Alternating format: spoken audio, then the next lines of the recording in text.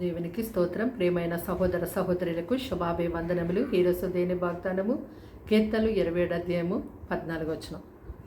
యెహోవా కొరకు కనిపెట్టుకుని ఉండుము, ధైర్యం తెచ్చుకుని హృదయ నిబ్బరముగా ఉంచుకొనుము. యెహోవా కొరకు కనిపెట్టుకుని ఉండుము. చూడండి, ఈ ఉదయకాల సమయమందు పరిశుద్ధుడైనటువంటి దేవాది దేవుడు మీతో మాట్లాడుతూ ఉన్నారు ఈ వాక్యం ద్వారా.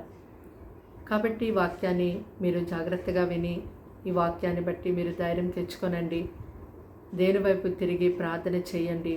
తప్పకుండా దేవుడు మిమ్మల్ని ఎంతో గొప్పగా బలపరిచి నిలబడతారు. అయితే లోకములో ఇప్పుడు జరుగుతున్నటువంటి కొన్ని పరిస్థితులు బట్టి మీ హృదయము ఎంతో కలవరంతో, ఆందోళనతో, భయముతో నింపబడి ఉందేమో.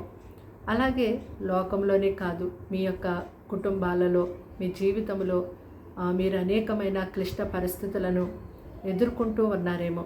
వాటిని బట్టి కూడా మీ హృదయము ఎంత మాత్రం కూడా నెమ్మది లేకుండా ఎంతగానో భయముతో మీరు జీవిస్తూ ఉన్నారేమో.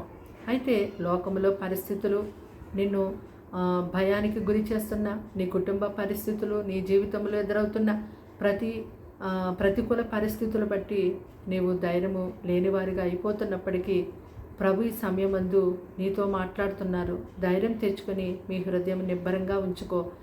నా వైపు తిరుగు, నా కొరకు నువ్వు కనిపెట్టుకుని ఉండు, నేను నీకు సహాయం చేస్తాను అని ప్రభు తెలియచేస్తున్నారు. కాబట్టి ఈ మాటలు వింటున్నటువంటి మీరు మీకున్నటువంటి క్లిష్ట పరిస్థితులు కానీ, లోక పరిస్థితులను కానీ చూసి మీరు ఎంత మాత్రము కూడా కలవరపడకుండా ధైర్యముగా ఉండాలి అంటే తప్పకుండా ప్రభు వైపు తిరిగి మీరు ప్రార్థన చేయాలి. అప్పుడే దేవుడు మీకు ధైర్యాన్ని, బలాన్ని, సమాధానం, నెమ్మదిని కలిగచేస్తారు.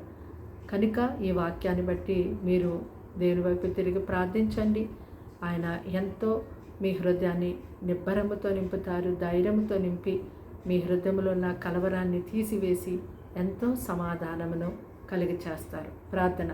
దేవానికి వందనములు, స్తోత్రాలు, స్తుతులు చెల్లిస్తాం తండ్రి. మాటలు వింటున్న నీ బిడ్డల్ని రక్తంతో కడిగి ముట్టి స్వస్థపరిచి బలపరచండి.